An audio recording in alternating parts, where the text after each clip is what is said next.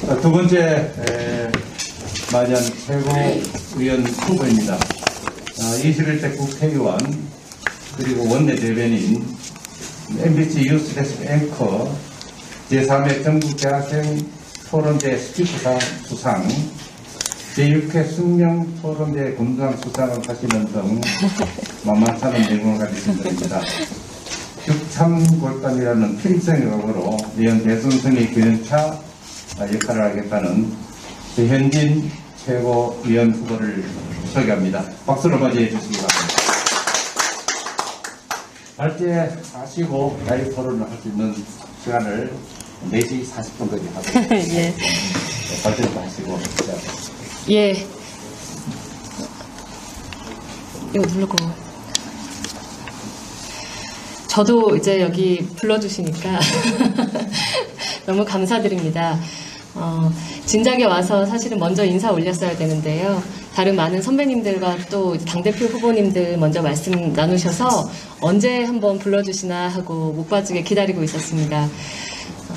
선배님들과 함께 참 어려운 시간 보내면서 겨우겨우 제가 오늘 송파을에 이제 국회의원이라는 이제 직함을 달고 저도 다시 이제 일하는 자리에 나올 수 있었는데 오늘 함께 하시는 선배님들 얼굴 뵙는 것만으로도 제가 참 힘이 납니다.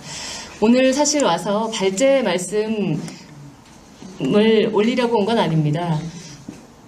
비전 발표에도 있고요. 합동연설에도 있고요. 제가 그간에 여러 차례 똑같은 말씀을 아마 계속해서 드릴 거기 때문에 오늘 이 자리에 와서 선배님들 좋은 말씀 좀 제가 귀담아하고 제가 이번에 꼭 수석 최고위원 하고 싶거든요. 예, 그냥 그 이유도 함께 말씀드리면서 염려하신 부분을 좀 불식시키고 제대로 일할 수 있겠다라는 그런 어떤 확신을 좀 심어드리고 싶어서 오늘 감사하게 초청해주신 자리에 오게 됐습니다. 제가 MBC를 떠났을 때 참 당이 가장 어려웠던 시기였잖아요. 선배님들께서 아마 제일 격렬하게 국회 생활을 하실 그 시기였던 것 같습니다. 저도 돌아보니까 어느덧 이제 4년 가까이 시간이 지났고 처음에는 제가 당에 와서 당을 도와드리러 왔다라고 조금 교만하게 생각을 했던 것 같습니다. 그런데 지나고 보니까 저한테 그 시간이 제가 한 10년 가까이 MBC에서 참 많은 상처를 받으면서 깊이 배어 있었던 그 상처들을 단기간 안에 당과 당원들을 통해서 이제 치유할 수 있었고 거기에 더불어서 사회에서 봉사할 수 있는 이런 중요한 자리까지 또 주셔서 제가 참 요새 감사하게 생각하고 있습니다. 서울시장 선거를 치르면서 저희가 앞으로 더 통합하고 변화하고 그리고 과거 우리가 지키려던 그 가치들을 어떻게 더 빛나게 하면 좋을지 고민을 하다가 제가 이제까지는 주로 선배님들께서 앵커 출신이니까 대변인으로 많이 이제 불러주셨거든요. 대변인이 아니라 당의 당당한 청년 정치인이자 함께 그 고난의 세월을 보냈던 그 어려운 시기를 대변할 수 있는 신진 정치인으로 앞에 나가서 말씀을 좀 올려야겠다라고 결심을 하고 최고위원에 도전하게 됐습니다. 오늘 제 말씀은 이 정도로 줄이고 선배님들께서 이 과정 중에 꼭 이것만은 챙겨서 선거운동해라. 당원들께 말씀 이렇게 드려라. 혹은 이런 부분이 염려된다라고 말씀 주시면 거기에 관해서 좀 자유롭게 저의 생각도 말씀 올리면 어떨까 싶은데요. 괜찮으시겠습니까?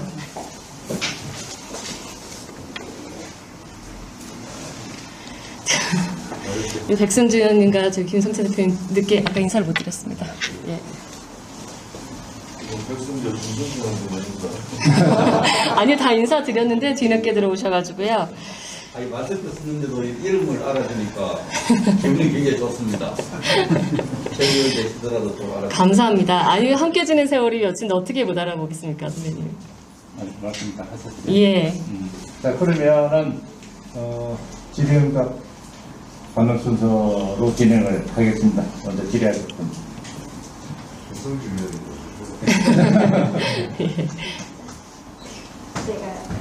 예. 우리 권은희 의원님. 예. 지금 수석 최고위원이 있다고 했는데요.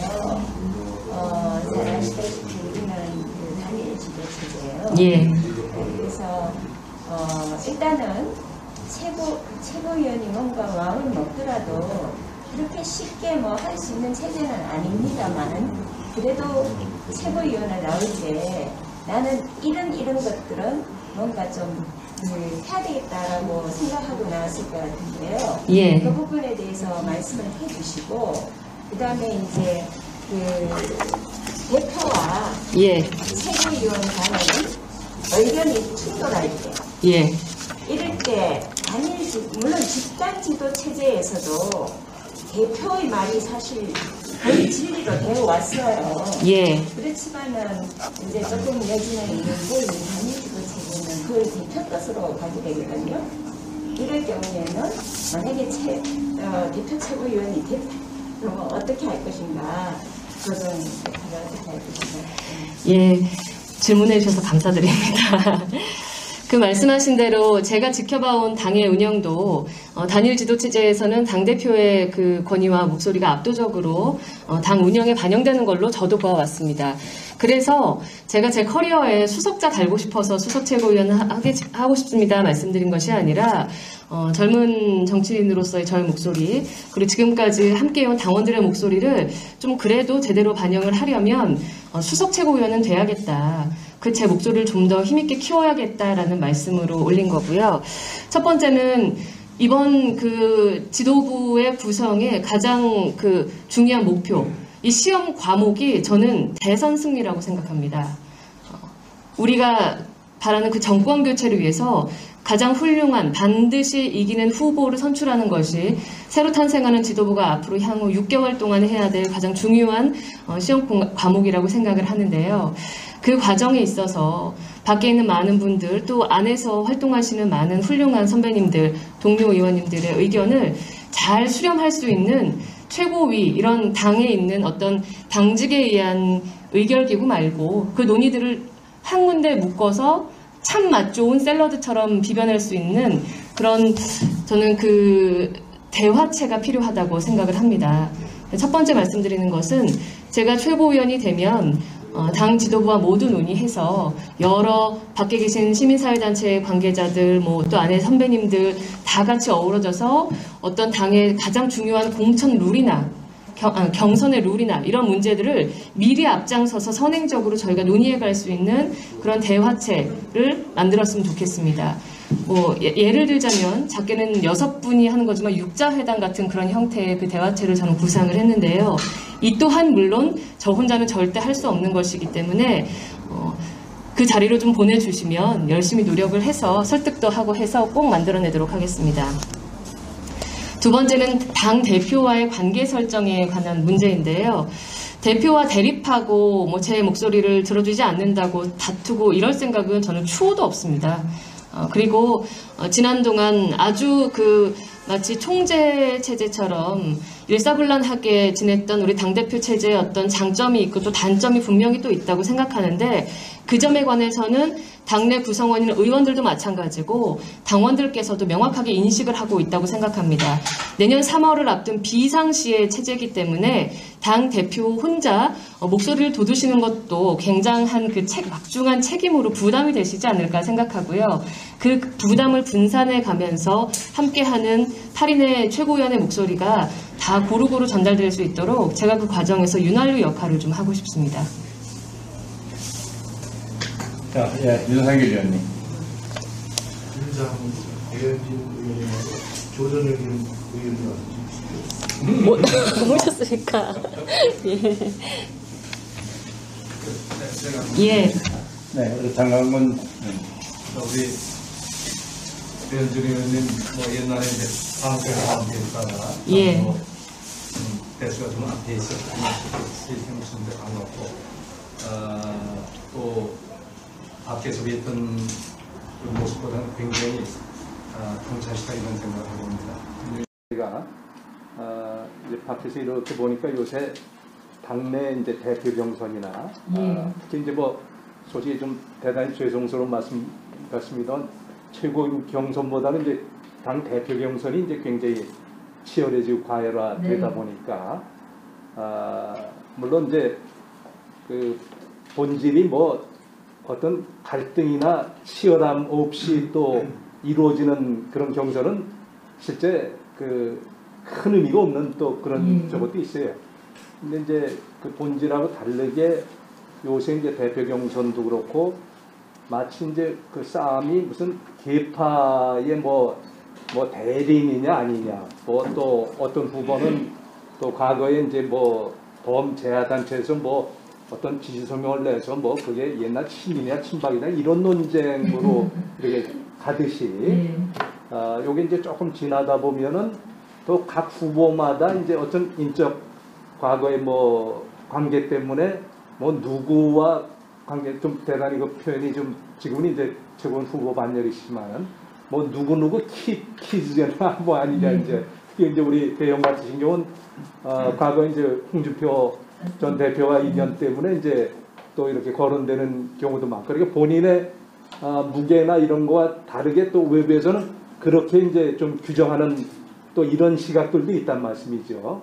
굉장히 억울하실 텐데 그래서 요새 이제 그런 부분에 대해서 이런 기회 통해서 이렇게 뭐 본인의 그 여러 가지 볼륨 자체가 어떤 뭐 특정 과거 정치인의 뭐 과거 인연 때문에 뭐 처음에 들어올 때 뭐 인연 없이 들어오는 사람이 어떻겠습니까? 그런 부분 한번 이런 게 한번 좀 말씀을 해주시면 좋겠네요. 예, 제가 전체 지역구 의원 중에 유일한 입니다. 근데 아주 넉넉한 30대는 아니고요. 39살이라서 내년이면 이제 40이 되는데 여전히 키즈라고 불러주시는 분들이 있어서 이것을 젊게 봐주신다고 감사해야 할지 아니면 저는 저희 지역 주민들께 굉장히 송구하거든요. 어린아이를 선출직에 보내신 건 아닐 테니까요. 그런데 당에 오고 나니까 습관적으로 이 누구누구 개가 되기를 좀 많이 바라시는 것 같았어요. 혹시 선배님들 제가 조금 대바라진 질문일 수 있으나 여기 개주 있으십니까? 개주? 네, 누구누구 개파. 저는 주가 있는 그러시죠? 실질적으로 그것을 이제 개파 정치라는 것을 꽤 오래전부터 당내에서 선배님들께서 조금 이렇게 흩어내고 우리가 당이라는 그 하나의 어떤 정치적 결사체의 그 가능성과 희망에 대해서 더 얘기하자고 강조를 해오셨음에도 불구하고 습관적으로 우리가 누구와 친한 사람을 묻고 누구와 줄 세우고 이런 것에 좀 안착했나라는 그런 생각이 있습니다. 지금도 마찬가지라서요. 제가 전당대회에 나가면서 이 개파주의를 좀 완전히 없앴으면 좋겠다라고 말씀을 올렸는데 이게 웬일인지 어제 오늘 우리 전당대회 그 가장 중요한 뉴스 중에 하나가 개파주의가 됐습니다. 이를테면 다른 분들 말씀 안 드리고 제 말씀을 드릴게요. 홍준표 개라고 하시는데 저는 김성태 대표님께서 되게 서운한 눈으로 그윽하게 저를 보고 계시거든요. 홍준표 대표, 김성태 원내대표, 당시에 뭐 우리 김무성 대표님도 당에서 중요한 역할도 하셔서 저 많이 격려해 주시고 참 이 훌륭하신 많은 분들 중에 누구의 개파라는 그 의미가 이제 더 젊은 사람들에게 있을지 젊은 사람뿐만 아니라 지금 우리 노장청 다 아울러서 모든 부모님 세대까지 그 옛날의 구시대의 유물이라고 다 생각하시는데 그것을 구태여 꺼내서 이야기하려는 그 시도는 어디에서 비롯된 것인지 제가 오히려 조금 궁금합니다. 예를 들면 지금 당권주자 중에 신진 정치인으로서 혹은 본인을 빵선이라고 이야기하는 우리 이준석 후보의 돌풍 같은 것도 저는 참 당의 건전한 자극이고 아름답다고 생각하는데 그것을 마치 누가 또 개파 뭐 이거 아니냐라고 이야기하는 게 후보 본인들에게는 굉장히 괴로운 일일 거라고 생각이 들고요. 좀 없어졌으면 좋겠습니다. 선배님들께 제가 좀 거꾸로 여쭈겠습니다. 최고위원이 되면 어떻게 하면 이런 좀 밖에서 보시는 줄 세우기나 개파주의 이런 근을 어떻게 지을 수 있겠습니까? 저희가 개파를 만들어요. 제가 배현징계를 만들까요? 네, 그렇게 할게요. 자, 또 질문이 있었습니다. 그래서 예. 그 부분을 지금 당내에서 이루어지는 그 개파 논쟁이나 뭐 이런 것들 때문에 조금 과열되게 비춰지고 선배님들께서 염려하실 만한 그런 말씀들이 오가는 것에 대해서 저도 동일하게 좀 걱정은 되고 있는데요. 이게 흥행을 위한 건전한 우리 한판 승으로 끝나야지 서로에게 상처를 남기는 개판 논쟁이나 서로에게 상처를 남기는 신구 갈등이 되어서는 안 된다고 생각하고요. 참 매너 있게 이 선거전이 끝나고 국민과 당원들께 좀 희망을 줄 수 있는 그런 새로운 지도부가 들어섰으면 좋겠습니다. 선배님들께서 좀 지혜를 보태주시고 좀 옆에서 조금 엇나간다 싶으면 바로 좀 이렇게 또 격려해 주시고 하면은 바로 갈 수 있잖아요. 말씀들 많이 해주셨으면 좋겠습니다. 적극적으로 좀 도와주십시오. 네, 김한표 의원님. 우리 배현진 최고위원님 후보 아주 용기에 대해서 저는 굉장히 큰 박수를 격하게 보냅니다. 감사합니다. 그 모습은 예리해가지고 그런 험한 일 하시기가 좀 가실 거라고 생각했는데 아주 대단한 용기라고 생각합니다. 근데 수석 최고위원님 이렇게 목표를 하시는데 우리 최고위원 맞더라도 본인이 전부 다 만기칠남적으로는 볼 수 없을 겁니다. 예. 시간도 없고 또 여러 가지 제약 때문에.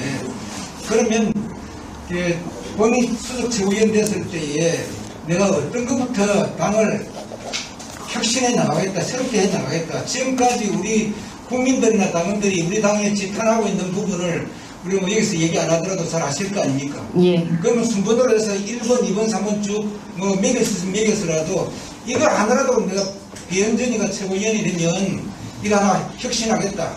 이렇게 순번돼가지고 좀 말씀하실 그 정리가 돼 있는지 이러시면 한 말씀 해주시고요. 예. 하여간 젊은 피를 가지고 새롭게 당을 혁신하는데 좀 앞장서 주시기를 감사합니다, 선배님. 제가 2018년도에 입당할 당시만 해도 꽤 여리여리했었는데요. 어찌나 사랑해 주시는지 지금은 쌀 2마지기를 짊어지고 가도 튼튼하겠다고 굉장히 건강해졌거든요. 농담했는데 한 분도 안 오시네요, 선배님들. 앞으로 좀 더 열심히 관리해서 다시 여리여리 해주도록 해보겠습니다. 그 부분은. 최고위원회 제가 수석이 된다고 해서 혼자 아무것도 할 수 없다라는 것은 저는 그 회사 생활을 그래도 다행스럽게 하다 온 사람입니다. 10년 동안 어떻게 조직이 움직이고 또 어떻게 그 수평적으로 이야기를 봉합해야 하는지를 곁에서 보고 다행히도 제가 이제 메인 앵커를 7년 넘게 했기 때문에 회사의 아주 중요 요직 간부님들과의 회의만 계속해서 중역들과만 해왔거든요. 아마 최고위원회가 그 당의 의견을 모두 수렴해서 의결해야 되는 과정이 그와 비슷하지 않을까 싶은데요. 때로는 격렬하게, 때로는 즐겁게 이렇게 해 나가는 과정 중에서 잡음이 발생하는 것은 제가 어떻게 해서든 아울러서 조금 부드럽게 통합되게 노력을 하려고 하고요. 선배님께서 말씀하신 넘버링을 통해서 1번, 2번, 이것까지는 아직 제가 생각하지 않았습니다.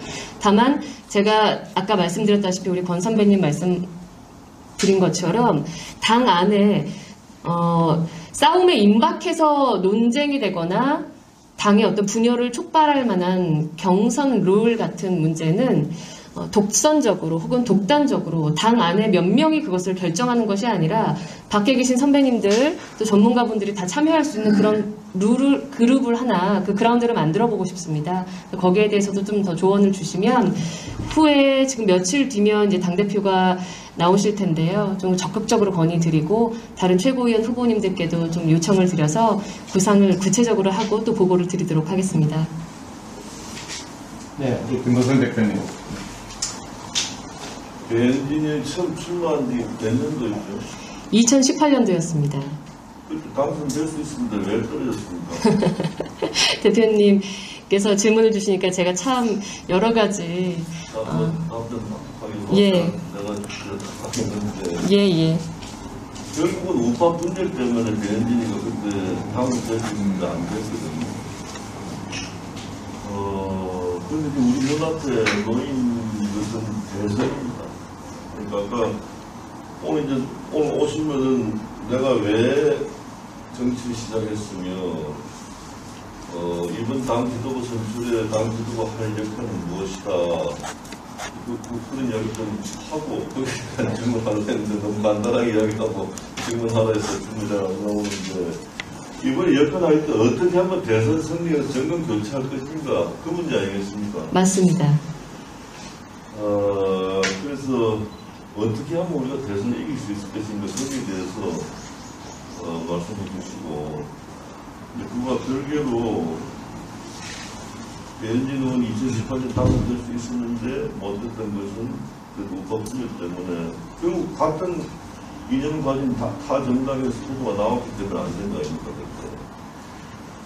이번에도 지금 조금 김한편 질문에 답변하면서 이제 선거 오래 앞두고 선거를 잘 만들어가지고 해야 되는데, 이 룰, 이거 뭐 우리 건국 이후 지금까지 선거가 계속되고 있는데, 이미 다 답은 나와 있습니다. 상향식 공천 이외에는 아무런 방법이 없습니다. 지금 주민들의 공천권 넘겨준 건데, 근데 현재 당 대표 유력 주자 중에 한 사람이 할당제를 들고 나왔어요. 청년 몇 퍼센트, 뭐 예. 어디 몇 퍼센트. 예. 그것은 비례대표에 해당되는 일이지, 막상 선거 전쟁을 노란빛 두고 이길 수 있는 후보를 뽑는데 경쟁력이 있는 후보를 뽑아야지. 네. 지금까지 여성 그 공정 할당 30% 각 당에서 아무도 지킨 정당이 없어요. 현장 내보내고 공천을 내보내 떨어지는데 왜 공천을 해야 됩니까? 그래서 그건 참 철없는 이야기거든요. 경험 없는 사람들이 그런 이야기 잘 해요.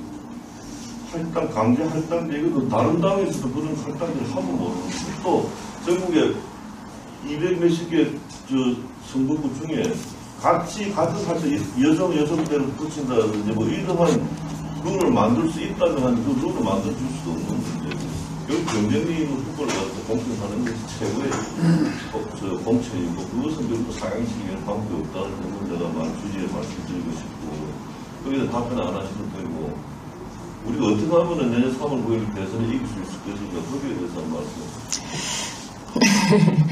일단 제가 2018년도에 송파을에 가게 된 것은 그 지역의 이제 국회의원이었던 민주당의 최명길 의원께서 선거법 위반으로 자리를 비우게 되면서 재선거 후보가 필요했습니다.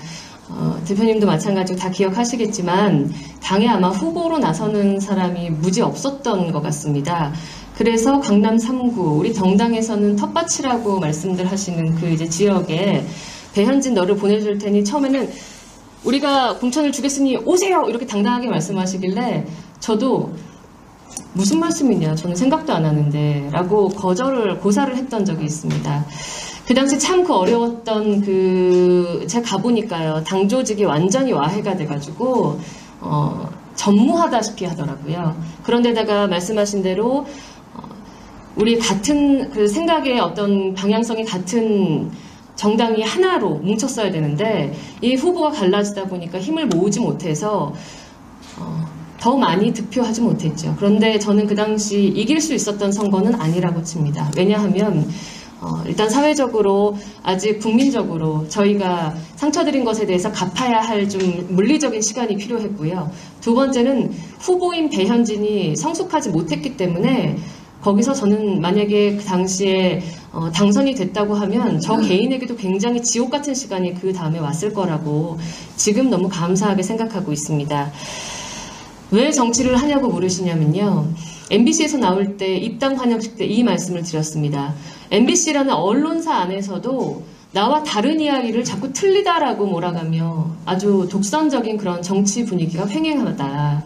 저는 이 사회에서 그런 일이 더 널리 확산되지 않았으면 좋겠다라고 말씀을 드렸는데, 문재인 정부 4년을 지나고 보니까요, 누군가는 이 공산국가 아니냐라고 말씀하실 정도로 한 그 진영과 정파의 목소리가 정답이 돼버리는 불공정 사회로 그냥 와버렸습니다. 여기에 대해서 견제 브레이크가 될 수 있다면 저는 어떤 역할이든 할 생각이고, 이번 최고위원 후보로 나서면서 제 스스로의 어떤 커리어나 최고위원 타이틀을 달기 위해서가 아니라 육창골단 헌신하겠다, 앞장서서 나가서 먼저 싸우겠다라고 말씀드린 각오도 이제까지 계속 그 정차하지 못하는 이 문재인 정부의 폭주 열차에 어떤 방점 마침표는 찍어줘야 되지 않을까라는 결기로 나오게 된 것입니다. 지금 말씀하신 완전 오픈 프라이머리에 관해서 이렇게 이야기하신 부분에 대해서도 후보들의 말씀을 저도 잘 새겨 듣고 어떤 것이 지역 주민들이 바라시고 국민들이 바라시는 방법인가 고민을 저도 굉장히 많이 하고 있거든요. 그런데 지난 4월 15일 총선만 뒤집어 보더라도요. 대표님께서 말씀하셨던 우리가 그래도 역사가 있는 정당인데 그 정당에서 공천이 과연 국민과 당원이 납득할 만큼 그렇게 이루어졌느냐.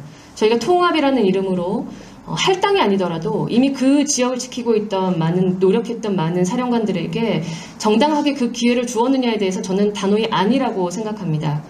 호남 가신다고 하셨을 때도 안 가신 이유를 못 가신 이유를 국민 모두가 알고 있잖아요. 앞으로 다가오는 이 대선 경선을 앞두고 누군가가 어떤 정파적이나 개인적인 정치적 이익을 위해서 룰을 흔들려고 하거나 할 때 이게 우리 식구끼리 이렇게까지 싸울 수 있나? 라고 말씀을 만약에 하시게 된다면 저는 그 점에 관해서는 단호하게 싸우겠습니다. 그리고 선배님들, 경륜 있는 우리 품위 있는 선배님들이 못하시는 부분, 제가 젊기 때문에 저라서 할 수 있는 부분들에 대해서 말해야 할 때 하고 싸워야 할 때 싸우겠습니다. 그리고 이왕이면 이 정도로 말씀드리고 연진 화이팅. 아니 제일 중요한 답변 안 했어.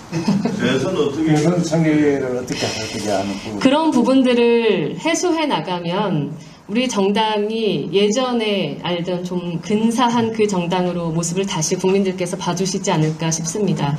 서울시장, 부산시장 선거 압도적으로 이겼는데요. 아직도 저희 지역에서 잘했다고 자만하는 순간 너희는 끝장이야. 우쭐대지 마라고 아주 저한테 무섭게들 말씀하시거든요. 그때 받은 사실 반사이익이라고 저희가 인정할 수도 있잖아요. 그 기대들을 현실로 풀어가는 데에는 이때까지 실패했던 게 무엇인가를 우리가 좀 오답 노트를 적어야 될 것 같습니다. 지금 말씀드렸던 공천을 놔두고 그 한 자리를 위해서 혹여나 볼썽사납게 쌓았던 부분들, 혹여나 줄을 세우면서 너 여기 줄 서지 않으면 앞으로 힘들 거야 라고 신진 정치인들, 힘없는 사람들을 압박하진 않았나. 두 번째, 유리한 자리에 나가기 위해서 혹은 책임져야 할 순간에 책임을 회피하고 당원과 국민에게 떠넘기진 않았나. 우리 스스로 안 돼라는 패배주의 졌지 않았나. 이런 부분들을 그래도 제가 젊은 정치인, 여성 정치인으로서 한 프레임 안에 저 앉아있으면 괜찮겠지 않습니까? 겸손하게, 품위 있게, 누군가도 상처받지 않게 말씀하면서 당의 분위기를 바꿔나가겠습니다. 짧게 한 말씀 더. 네, 맞습니다. 대선 이기기 위해서는 약간 후보 단일화 이외에는 아무 길이 없어요. 당연한 말씀입니다. 그런데 그 답이 나오기 길했는데 그 말씀 안 하셨어. 예. 유튜브를 보면서 오다 보니까 정미경 후보님께서도 말씀하시고 두루 여러 번 말씀하셨길래 되시면은 하여튼 반문재인 연대 야권 후보 단일화 이외에는 길이 없다는 것을 꼭 관철시키겠습니다. 명심하겠습니다. 야권 후보 단일화 또 말씀 올리자면 아마 지금 후보들께서 말씀하시는 여러 방안 내가 친하기 때문에 혹은 뭐 여러 이유로 과거에 연이 있어서 이 정도로는 되지 않을 거라고 생각하고요. 지금 제가 올리는 말씀, 당의 분위기를 전환해야 한다라는 그 말씀이 조금 너무 추상적인 이야기 아니냐라고 하실 텐데 무대가 근사해져야지 그분들도 들어오실 생각을 하지 누가 친하다고 해서 우리 당 안에 후보로 절대 들어오실 생각 안 할 것 같거든요. 그래서 선배님들께 잘 여쭤가면서 열심히 겸손하게 일하겠습니다. 백성규. 예, 배진 의원님 말씀 잘 들었습니다. 그 당헌 상식을 어떻게 보시는지 모르겠는데 최고위원회 역할에 대해서 의견하든지 하고 예. 중요 문제 처리하는 문제이기도 합니다. 앞서 질문도 있었지만 최고위원이 돼서 새로운 우리 전당대회에서 대표를 부르려면 본인이 생각할 때 제일 먼저 의뢰를 해야 될 일이 뭔지 예, 홍준표 대표의 복당, 죄송합니다. 모든 분들이 지금 우리 당의 지도자들, 당의 대선 승리, 예. 그 각자의 역할이 좀 다를 수 있다고 봐요. 최고위원은 또 업무를 분담해서 일을 해야 되지 않겠습니까? 예. 배진 의원이 가지고 있는 장점은 뭐고, 그 장점을 대선 승리에 어떤 역할을 함으로써 다른 사람보다는 내가 대선 승리에 좀 기여할 수 있다. 이런 부분이 대선 승리를 이야기한다는 건 누구나 다 할 수 있지만, 우리가 짐작은 나요. 언론인 출신이거나 군대 인지도를 갖고 있어서 되겠고 돈을 많이 끌어올 수도 없을 것 같아요. 네, 그건 정확하십니다. 어쨌든 자신의 특장과 결부시켜서 대선 국면에서 최고위원이 되면 어떤 역할을 장악해서 대선 승리에 그 분야를 이야기해 드리겠습니다. 예, 감사합니다. 가장 먼저 의결할 것이 무엇이냐라는 질문에는 뭐 불편하신 선배님들 있으실 줄 압니다만 이렇게 말씀드리겠습니다. 홍준표 대표의 복당 문제가 저희 서울시당에서 그 전원 동의하에 중앙당으로 송부됐는데 계류됐습니다. 그 부분에 관해서 깔끔하게 처리하고 싶습니다. 근데 역시 질문을 나 답자라고 했는데 대답을 쫙 예, 굳이 망설일 필요가 없다고 생각합니다. 선배님들 중에 누구시더라도 오랜 정치 생활 하시다 보면요, 당 밖으로 어쩔 수 없이 나가 하실 때도 있고, 예, 그렇다 보면은 그 외롭게 지내시는 시간도 생길 수 있고 한데, 그것을 원래 가족이었던 자들이 받아주지 못하면 그러한 정당에 누가 새로이 들어오시려고 마음을 먹으시겠습니까? 우리 한가족이라는 우리 정당 내 식구들부터 복당시키고, 가급적이면 우리가 더 여유있고 포용있게 대선의 그 무대를 만들겠다라는 약속을 국민들한테 당당하게 보여드려도 될 것 같습니다.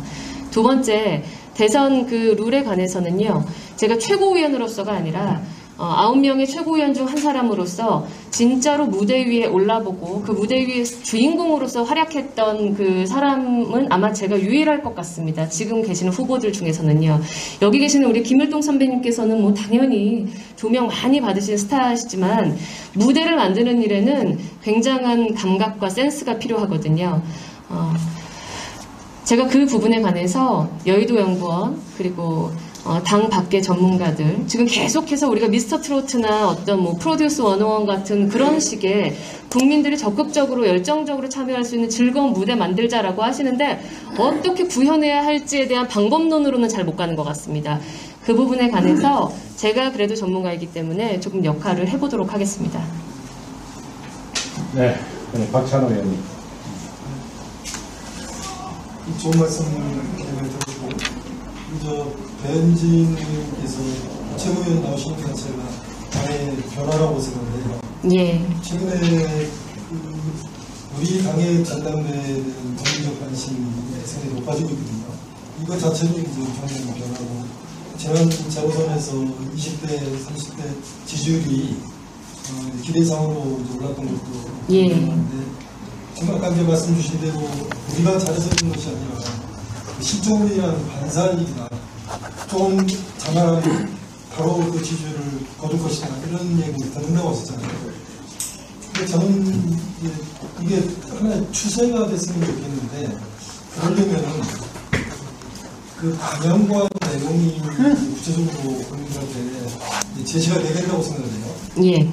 그 모양은 되는 것 같습니다. 전당대회 모양, 시민기관의 경쟁하는 모습, 이런 것들이 굉장히 참신하기 때문에 저 당이 이제는 바뀌는가 보다. 기존에 가졌던 어떤 거루한 이미지에서 벗어나고 있는 것으로 보이거든요. 근데 그러나 그 내용으로 보면은 구체적으로 뭐 잡히는 게 없어요. 젊은 사람들이 나와서 경쟁하는 것 이후에 우리 당의 어떤 뭐 정책이나 어떤 당의 어떤 운영 방식이나 이런 것들이 바뀐 게 없거든요. 근데 그런 측면에서 국민들한테 변화되는 모습을 보여준다고 하면 크게 봐서 두 가지 부분에서 제가 질문 하나 드리고 싶습니다. 예. 하나는 당내 민주화의 모습을 가시적으로 구체적으로 보여줘야 된다는 게 하나의 방향이고, 또 하나의 방향은 이번 정부에서 우리가 잃은 것들, 우리가 오랜 세월 동안 이 자유민주주의 체제를 만들면서 이제는 우리가 선진민주주의와 비슷해지는 것 같다, 이렇게 이제 생각을 했었는데, 이 정권이 교체되면서 한순간에 모든 것들이 다 퇴행을 했단 말이죠. 정권이 바뀌더라도 누가 정권을 잡더라도 흔들리지 않을 수 있는 그런 확고한 자유민주주의 체제를 구축하는 것, 이게 지금 시대에 정치하는 사람들의 저는 사명이라고 생각해요. 아까 이제 비슷한 말씀을 하셨고요. 근데 그런 측면에서 만약에 우리가 정권을 잡는다면 우리의 기득권을 이러이러한 것들을 우리가 내려놓겠다. 이 정부는 하지 못했지만 우리는 자유민주주의를 위해서 더 큰 대의와 국가의 이익을 위해서 우리는 정권을 잡더라도 이런 부분들을 개혁을 하고 우리는 내려놓겠다. 이거 자체도 저는 변하는 모습이라고 생각합니다. 예를 들면 언론개혁 얘기 많이 하는데 정권이 바뀌면 공영방송 사장부터 경영부터 다 바꾸잖아요. 어느 정부 다 마찬가지였어요. 보수 정부, 진보 정부 가리지 않고 정권 잡으면 KBS, MBC 사장부터 바꾸고 이사 바꾸고 그리고 자기들한테 유리한 언론 지역 만들고 그거 반복해 악순환 대 같은 거거든요. 근데 이런 것들을 우리는 바꾸겠다라고 이야기하면 예를 든 겁니다. 국민 입장에서 봤을 때는 저 당이 정말 바뀌는 것 같다 이런 생각을 할 것 같거든요. 그래서 지금 현재 대표 최고위원 뽑는 것도 이제 중요하지만 대표님 말씀대로 내년 대선에서 승리하는 것이 정말 중요하고 궁극적인 2차적인 목표인데 그거를 위해서 국민들한테 우리 당의 변화하는 구체적인 모습을 정책적으로 만약에 보여준다면 어떤 부분이 있을 수 있는 건지 혹시 뭐 생각하는 부분이 있으면 갑자기 정책적으로라고 물으시니까요. 좀 고민을 해봐야 될 것 같은데요. 조금 다른 말씀으로 제가 말씀을 올려도 될까요? 저는 젊다고 해서 그것만이 특권이 되는 정당이어서도 안 된다고 생각합니다. 그동안 아마도 그 누적된 당에 대한 어떤 피로감 때문에 지금 새로운 후보들에 대한 그 당원들과 국민들의 기대가 굉장히 높아져서 이것이 마치 전혀 새로운 무엇으로 물갈이 돼버리는 그 통쾌함을 좀 기대하시는 분도 있으실 수 있는데요. 저는 내년 대선에 승리하기 위해서는 그동안 당을 지켜온 선배들의 경륜과 지혜가 반드시 필요하다고 생각을 하는 사람입니다. 그래서 지금은 흥행을 위해서 전당대의 모습이 마치 신구 갈등으로 그려지고 있지만 건강한 과도기적 현상이라고 생각을 하고 노장청 선배들의 어떤 경륜과 경험, 지혜와 또 저희의 그 패기 솔직히 많이 가진 게 없기 때문에 무서울 게 별로 없거든요, 저희가. 그래서 그런 것들이 잘 조화되는 뭐 최고위원회의뿐만 아니라 당이 되었으면 좋겠다라는 바람을 가지고 있고요. 서울시장 선거 전에 그 부동산 사태에 대해서 사실은 이거는 절대적으로 집권 여당이 잘못한 일임에도 불구하고 국회의원 전원에 대해서 그 부동산 내역을 조사하자라는 식으로 민주당에서 물타기 시도를 했습니다. 그때 제가 가장 먼저 전체 저희 103명 의원님들께 다 전화를 드려서 우리 스스로 조사하라. 국회의원 전수조사 조사하자는 동의서 만들어 냅시다. 거기에 대해서 좀 너무 그 전체주의적인 발상일 수도 있기 때문에 굳이 이렇게까지 해야 되냐라는 말씀도 당연히 있었죠. 우리가 떳떳하면 됐지라고 하셨는데 제가 그 분들의 서명 전체 다 받아서 국민들께 먼저 알렸습니다. 우리 국민의힘 의원들 이렇게 당당하다. 민주당 서명도 가져와라. 라고 했을 때 저희가 그 물타기 시도에 넘어가지 않고 서울시장 선거까지 잘 갈 수 있었다고 생각을 하거든요.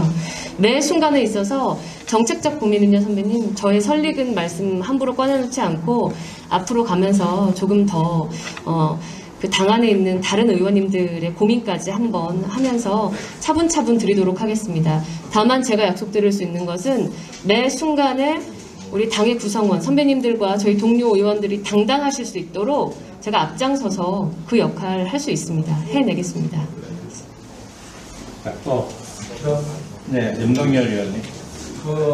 의원님, 제가 볼 때 최고위원 되실 것 같아요. 지금 오늘 드리는 말씀은 실천력을 꼭 행하시라고 말씀을 제안을 좀 드리겠습니다. 감사합니다. 제가 볼 때는 그 이번 선거에 승리는 우리가 몇 번 지나친 것은 원인분석을 대란으로 다른 것들을 해봤어요. 그동안에 우리 박근혜 트라우마가 있었다. 이보다 더 큰 트라우마가 국민한테 주어져야 박근혜를 볼 수 있었는데 사실 워낙 큰 벼락과 천둥을 맞다 보니까 이것이 오래 간 거예요. 우리가 연패한 겁니다. 근데 사실은 이제 저쪽 그 여당은 그 당시에 수립한 정도의 사실 파괴력을 핵폭탄으로 만들어서 우리를 뒤덮은 거예요. 근데 그 이후에 이제 문재인 정부가 수십 개의 수리탄이 터졌어요. 그런데 나는 그걸 다 핵폭탄이라고 봅니다. 근데 이것이 이제 누적이 됐는데 지난번 서울시 선거에서는 이제 국민들의 분노가 용암처럼 끓었어요. 그런데 가장 얇았던 주택이라고 하는 이 표피가 LH라는 사건을 통해서 터져나온 겁니다. 그래서 저는 우리가 승리를 했다고 봐요. 그럼 다음 대선에 우리가 이길 수 있겠느냐? 저는 이미 이 용암에 한번 붙는 것이 끌어나왔기 때문에 다시 터져나오기 힘들 것이다. 그리고 지금 여당이 이 표피를 두껍게 여러 가지 국민에게 뭐 자금을 뿌리든 뭘 하든 상당히 두텁게 할 것이다. 저는 이기가 어렵다고 보는 겁니다. 좀 전에 김수정 대표님 말씀하셨듯이 이제 통합인데 다 통합하신다고 그랬어요. 그 통합을 어떻게 하겠느냐. 제가 구체적인 거 하나 말씀드린다고 한다면, 자 보세요. 당 밖에 있는 사람 윤석열, 장점은 국민 지지도가 있다는 시대 정신입니다. 단점은 그 사람이 조직이 없어요. 이것을 하나의 대선으로 끌고 가기에는 힘이 들다 이렇게 좀 보고요. 장단점 잘 비교해야 됩니다. 안철수 대표는 실질적으로 5%의 가장 지지 세력들이 있어요. 무시할 수 없어요. 그래서 지난번 서울시장 선거에서 안철수가 서울시장으로 나왔기 때문에 이게 된 겁니다. 그래서 안철수는 강력한 5%가 있다. 이게 장점이에요. 그 대신 우리처럼 뿌리 조직이 없다는 것이고요. 홍준표 대표 제보는 지지층이 5%가 벌써 몇 년째 지속되고 있어요. 그래서 이 당 밖에 있는 세 사람은 굉장히 소중합니다. 그리고 당 안에 있는 사람, 이 세 사람과 당 안에 있는 사람이 돼야 통합이 되는데 어떻게 할 것이냐. 저는 우리 당이 이렇게 지지면면하면 통합 안 된다고 봅니다. 각자가 자기 영역에 있어서의 자기식으로의 대통령 후보가 되고 싶어 하는데 이것을 한 강물에 담아야 되는데 그 단병 작전이 뭐냐? 저는 단 한 가지 없다는 거예요. 우리 당 시스템, 당 조직, 당의 경쟁력을 키워야 되는데 그럼 이제 6월, 7월, 8월에 6월 10일 날 이제 당대표 끝나면 선거 끝나면 6월달, 7월달, 8월달에 정말 우리 당에 갖고 있는 운영이라든가 관리 운영에 대해서 시스템을 재정비하고 조직을 재정비해요. 그래서 전통적인 우리 국민이 갖고 있는 것은 결국은 박근혜 트라우마가 이제 서서히 끝나가고 있고 낡은 보수라는 딱지는 붙어 있지만 전통 있는 뿌리 있는 조직이 살아있어요. 이것을 복원시켜야 돼요. 그래서 강력하게 우리 조직을 만들어 감으로 인해서 이 세 사람의 후보가 물론 홍준표 대표는 들어오려고 하시기 때문에 저희들이 받으면 됩니다만은 이 두 분은 강력한 블랙홀이 돼야 된다 우리가.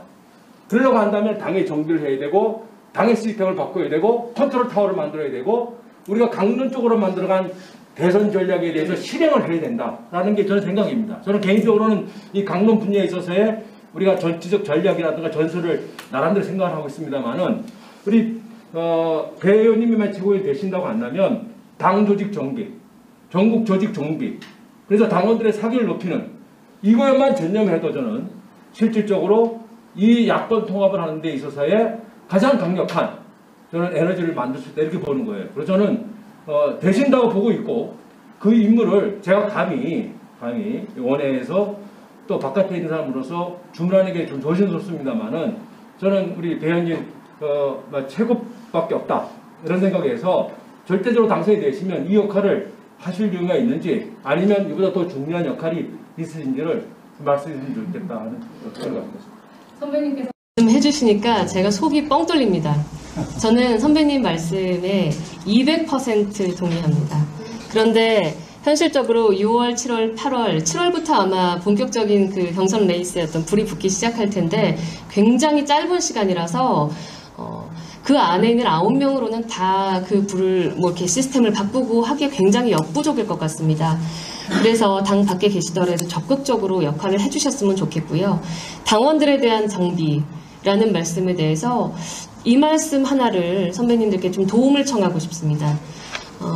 이번에도 뭐 제가 대의원을 뽑고 시당에 보고하고 하는 과정에서 보니까 당원들에 대한 정보조차 제대로 이게 확인이 안 된 경우도 꽤 많았습니다. 아마 그거를 단기간 안에 많이 준비를 해야 될 텐데요. 우리가 이런 당원들을 관리하면서 중앙당에서 하달하면 당원들이 그 말씀을 그냥 명령으로 듣고 일사불란하게 움직인 데서 끝이 아니라 이제는 좀 당원을 섬긴다라는 그 마음을 전달해 드릴 수 있는 정당이 돼야 된다고 생각하는데 최근에 있었던 뭐 당원들의 그 무슨 여론조사 비율 뭐 이런 논란이 있을 때 선배님들께서 우리 당이 당원이 중심이고 당원이 주인공이었고 앞으로는 더 섬길 것이다라는 말씀들을 좀 보듬어서 더 많이 솔직히 진심이 그러시잖아요. 그 말씀들을 해주셨으면 하는 바람이 있습니다. 지금 주신 말씀 제가 열심히 메모했는데 꼭 실천하도록 노력하겠습니다. 감사합니다.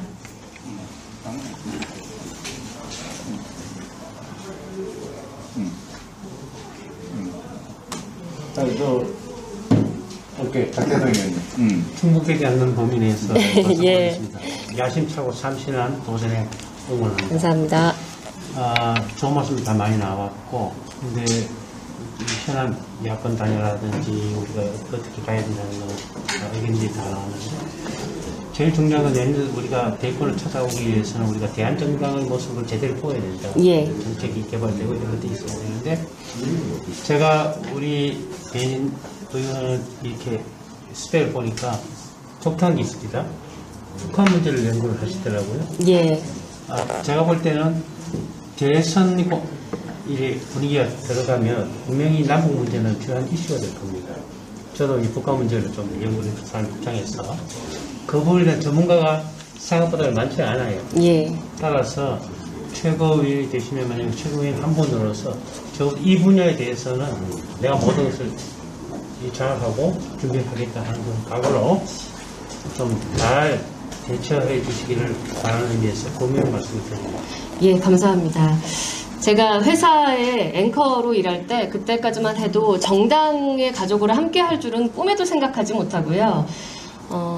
앵커의 커리어가 곧 끝나는 순간 이제 제 눈에 보였기 때문에 그러면 저 이제 회사원이 아니라 개인 배현진으로서의 인생을 위한 공부를 해야겠다고 생각해서 북한대학원을 지원해서 갔습니다. 당시 요즘에는 많이들 다니시는데 언론사에서도 몇 안 가는 대학원이었습니다. 지금에 와서 저는 그때 공부가 참 다행이라고 생각하는 게 우리 국민의힘에 대한 그 국민들의 시각, 통일에 대한 문제가 반통일 세력이라고 오해하시는 분들이 많으시거든요. 그렇지 않다라는 것 지금 말씀 주신 것들 잘 유념해서 통일을 지향하지만 국민들이 납득하실 만한 상식적인 이게 뭐 일방적인 퍼주기나 뭐 이런 모습들이 아니라 상식적인 방법으로 그리고 다투지 않는 잘 화합하는 그런 평화로운 모습으로 우리가 통일 문제를 다룰 수 있다는 면도 저도 공부해 가면서 또 당 안에 전문가들이 많으시기 때문에 많이 여쭤가면서 또 노력하겠습니다. 감사합니다.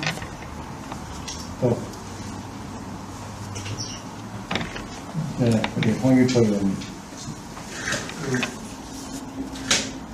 지난번에 이 자리에 한 달 전에 홍준표 대표가 오셨었는데 예. 그때도 홍 대표께서 한 5분 정도 얘기하고 질문해라 라고 물어봤어. 예. 근데 역시 배현진 의원이 또 그런 식으로 하는 거 보면 홍준표를 닮긴 닮았구나. 아닙니다. 저 너무 결이 다른 말씀입니다. 근데 이제 이게 수석 최고위원 39세 제일 젊어요 지금? 그렇습니다. 예. 의원 중에? 예. 아이고 아주 보물이네 그러면. 근데 이제 젊다는 것만으로 이렇게 다 통하는 것은 이제 별로 이렇게 아니 뭐 그거 자체가 뭐 의미가 있는 건 아니잖아요. 이제 뭔가 새로운 변화를 끌어내고 뭐 이제 이렇게 해야 되고 그래서 지금 아까 여러분이 다 지적하셨지만 이제 수석 최고를 지향한다면 그래도 여기 와서 당 정치를 한 4년 경험을 해보니까 우리 당의 고질적인 문제라든가 지금 이 시기에 우리 당이 해야 될 가장 절박한 과제라든가 이런 것들에 대한 어떤 인식이 있어서 이걸 내가 이렇게 고쳐보겠다 이런 변화의 방향이나 콘텐츠를 얘기를 해야지. 예. 내가 잘해보겠습니다.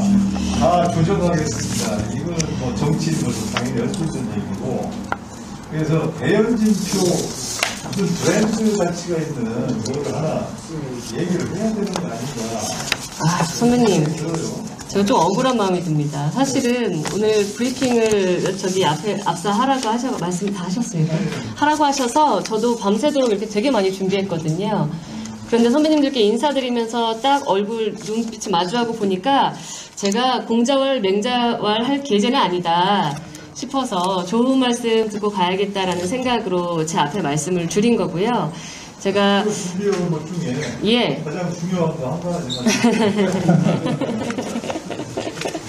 당이 지금 전당대회라는 것, 특히 우리가 이 비이상한 대선을 앞둔 전당대회에서 저희 당의 거대 담론이 사실은 이렇게 부각돼서 우리가 선배님들 지금 계속 거기에 갈증이 있으시잖아요. 어떤 방향성으로 당 지도부가 꾸려져야 한다라는 이야기가 논의돼야 되는데 그것이 아니라 정권 교체를 위한 어떤 그런 담론이 아니라 세대 교체 양상으로 지금 좀 약간 비루하게 싸움이 좁혀져가지고요. 저도 굉장히 안타까운 마음입니다. 아마도 이것은 그동안 과거 선배님들께서 많은 또 노력을 하고 그동안 훌륭하게 의정해 오셨지만 그 가운데 당원과 국민이 보기에 지도부 혹은 책임져야 할 자리에 있는 분들께서 조금 때로는 비겁한 모습, 때로는 좀 책임을 회피하는 모습을 보이시지 않았나. 거기에 대한 어떤 축적된 피로감이 아예 그러면 새물로 바꿔보자라는 그 갈등으로 터져나와서 지금 주목되지 않아도 되는 논쟁까지 벌어지게 된 것 아닌가, 저는 그런 생각을 했습니다. 아까 세 가지를 말씀드렸습니다. 당내 기회주의, 유리한 자리만 찾아가려고 하는 당내 기회주의, 그리고 계파주의, 새로 들어온 누구라도 줄 세워서 너 내 말 잘 들으면 해준다라고 하는 그 옛날 구태스러운 그 계파주의, 그리고 우리는 잘 안 될 것 같아 라는 아직 그 3, 4년 전에 상처에 갇혀서 스스로를 폄하하는 패배주의, 이 세 가지를 불식시키기 위해서 제가 지금처럼 선배님들에게 좀 더 명랑하게 말씀 올리듯이 당원들을 현장에서 찾아뵙고 이것들 흩어지고 있다. 우리 당내 의원들 사이에서도 이것들 우리 불식시키자라는 노력하겠다라고 말씀드린 거고요. 이미 큰 방향이 문재인 정부의 정권은 그만 이제 내려야 된다라고, 저는 물줄기는 잡혔다라고 생각합니다. 이미 바뀌었다라고 생각을 하고, 이 부분에 있어서 저희에게 너희가 잘해서 그런 것 아니니까 조심해, 처신 잘해라고 말씀하시는 것은 진짜로 또 교만해서 실수할까봐라는 염려의 말씀이기도 하지만 한편으로는 깊은 애정의 격려라고 생각을 하기 때문에 말씀 잘 여쭤가면서 자꾸 자리라고 하니까 이게 조금 신뢰감이 떨어지시나요? 예. 단단한 모습 보여드리겠습니다. 선배님들께는 제가 그래도 2년 만에 송파을이라는 거의 민주당의 무주공산이 돼버렸던 지역에서 살아 돌아온 모습을 한번 보여드렸습니다. 그래서 단단하게 내년 승리까지 우리 여기 계신 선배님들과 당원 모두가 승리하는 그 대선 승리 정권 교체할 수 있도록 말씀은 수석 최고위원이라고 말씀드렸지만 그 일원 중에 그냥 미랄이 되겠다라고 약속을 꼭 드리고 싶습니다. 오늘 예 정리하시려던 것 아닌가요, 선배님? 목소리 제가 다 먼저 드릴게요. 예. 이번 그 전당대회는 뭐 지금 지난번과 마찬가지로 이제 당 대표하고 최고위를 분리하잖아요. 예. 분리하다 보니까 다른 쪽으로 대표 후보들에게 관심이 많고 최고위원들의 후보가 상대적으로 떨어지잖아요. 그러니까 선거하기 이제 힘들지 않을까 싶어요. 그렇죠? 그런데다가 지금 언택트 선거니까 예. 이런 가운데 수석 최고위원을 하시겠다고 그러는데, 뭐 저는 조금 전에 말씀을 하셨지만 우리 최고위원 후보가 10명 출마를 하셨는데 뭐 정치가 됐을지 뭐 그중에 가장 젊으시고 어떻게 보면 청년 최고위원보다 더 젊으세요. 굉장히 젊으신 분인데 이 자체가 변화라는 건 전혀 없습니다. 그런데 예. 어떻게 선거를 하셔서 수석 최고위원이 될 것인지, 지금까지 어떻게 해왔는데 해보니까 어떤 반응이 있었는지, 예. 그것도 좀 말씀해 보세요. 제가 처음 이제 최고위원회 출마 선언을 5월 13일에 했는데 그 전에 회관에 계신 선배님들부터라도 다 찾아뵙고 제 의견을 말씀드리고 이제 출마 선언을 해야겠다라고 작정을 했는데요. 막상 돌아보니까 너무나 혹독한 그 일이더라고요. 한 분 한 분 찾아뵈면서도 일정들이 다 바쁘시기 때문에 재차 3차 방문하면서 그 시간을 여쭙기가 힘든 일인데, 첫 번째 그 생각을 했습니다. 원내대표, 당대표 나가시는 그 많은 선배님들께서 이런 고생은 왜 자꾸 하려고 하실까라는 생각을 했습니다. 이렇게 너무 진지하게, 아무래도 제가 말씀을 재밌게 드려도 웃지 않으시니까 재밌는 농담으로 말씀드린 거고요. 전국의 당원을 직접 찾아뵈니까요. 너무 힘들었습니다. 제가 수능 때도 안 흘렸던 코피까지 흘렸습니다. 대구 경북부터 포항, 울산, 부산 해서 지금도 전국에 다 찾아뵙지 못했습니다. 이런 혹독한 과정 중에도 코로나라는 저희 장애물 때문에 한 번에 많은 당원들을 한 자리에 모셔서 뵐 수가 없는 게 제가 참 원통했는데, 다행히도 제가 고통스러웠던 그 MBC의 시간이 있긴 했지만 MBC라는 회사가 저한테 준 자산은 TV 앞에 섰던 익숙한 앵커라는 인지도입니다. 제가 SNS나 이런 것을 통해서 가끔 말씀을 올릴 때 기사가 전면에 노출되고 하는 것도 아마 그런 저에 대한 익숙함 때문에 많은 분들이 찾아와 주시고 그 노출도가 조금 더 크지 않나라는 생각이 듭니다. 그래서 다른 후보들보다는 감사하게도 제가 조금 수월하게 선거운동을 하고 있고요. 그 외에 SNS나 이런 최근에 하는 그 선거운동 방식 말고 원래 해야 하는 우리 조직을 직접 뵙고 만나서 인사드리는 부분들에 대해서는 여전히 조금 다 완수하지 못하고 힘들긴 하지만 6월 11일 선거 끝나는 날까지 가급적이면 많은 분들 찾아뵙고 직접 저의 이런 진심 말씀드리면서 꼭 한 표씩, 2표니까 한 표는 저한테 신참한테 주셔도 부담이 없으시잖아요. 그래서 그 소중한 한 표를 제가 요청드리고 싶습니다. 자, 질문이 없으시면은 우리 마지막으로 김순 대표님 한번. 아까는 말을 많이 했는데 꼭 하고 싶은 말이 하나 있는데 아까 송파구 불모지를 결정한 걸 말씀하시는데 그 현재 송파을보다 더 어려운 지역 송파 병이었는데 힘을 떠오르면서 예. 처음으로 해줬던 맞습니다. 그것도 공천 빨리 해줬으면 그때 또 다시 당선될 수 있었는데 단독 신청한 사람에게 그 당시 최고위원이 있었음에도 불구하고 단독 신청한 김일동 최고위원에게 공천을 안 줬습니다. 예를 들면 제일 마지막 날 경선 붙여가지고 그것도 경선에 참여한 사람이 돈을 안 내가지고 그걸 확정돼야 되는데 그 다음날 아침 10시까지 기다려가지고 그런 정당 공천하다 보니까 오늘 선거에 망하게 된 겁니다. 그러니까 최고위원 우리 다 대수입으로 기대를 하고 질문하는데 잘 하시기 바라고. 예. 최고위원 되시면은 중요한 포인트, 복잡한 이야기 할 거 없어요. 6월 11일 날 전당대회 끝나면 6월 12일부터 새로운 지도부 당부가 시작이 됩니다. 네. 근데 대선 승리를 위한 당 지도부입니다. 근데 활동할 수 있는 중요한 시간이 한 달 내지 2달밖에 없어요. 7월 중순부터 대권 레이스가 시작되거든요. 그러면 늦어도 8월 중순까지는 장외에 있는 유력 주자들을 다 모시고 와야 됩니다.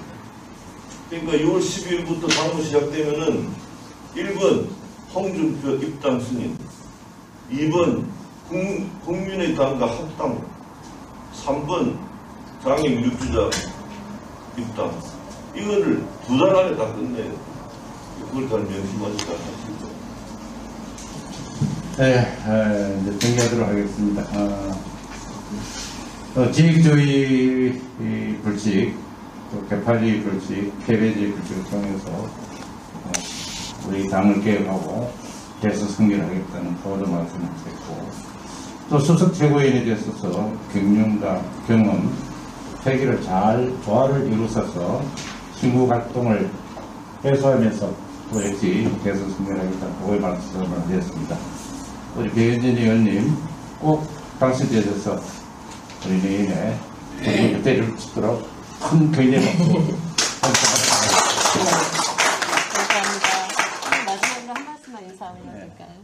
지금 말씀 주신 복당, 합당, 그 다음에 영입은 저도 그 순서로 잘 새기고 있습니다.